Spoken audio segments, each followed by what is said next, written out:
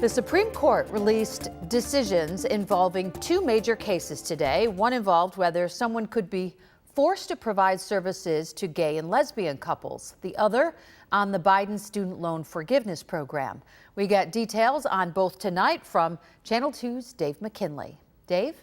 We'll begin with the latter, Mary Alice, and remind you that the opinions given by the justices did not center on whether loan forgiveness was a good idea or not. Rather, on whether the Secretary of Education had the authority under the Constitution to enact it. And in a 6-3 ruling, they said he did not.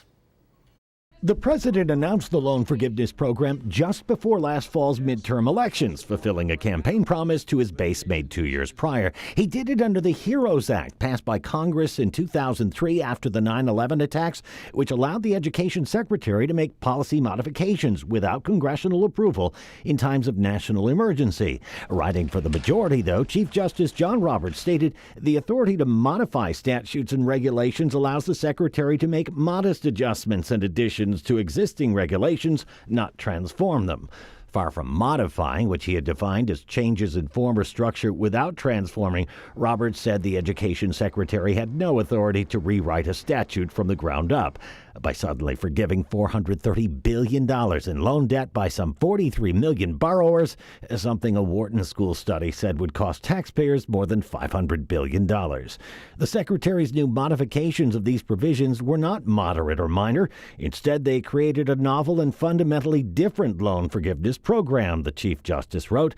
From a few narrowly delineated situations specified by Congress, the Secretary has expanded forgiveness to nearly every borrower in the country. In her dissenting opinion, Associate Justice Elena Kagan noted the language of the statute says the Secretary can waive or modify any statutory or regulatory provision applying to the student loan program, which is exactly what the Secretary did in establishing his loan forgiveness plan.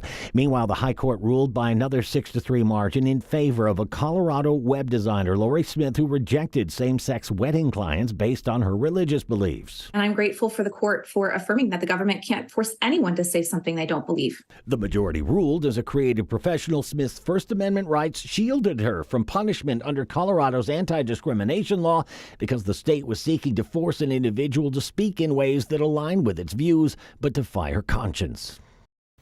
Dissenting liberal justices further contended that this is the first time the High Court has granted a business open to the public a constitutional right to refuse to serve members of a so-called protected class. Dave McKinley, Channel 2 News.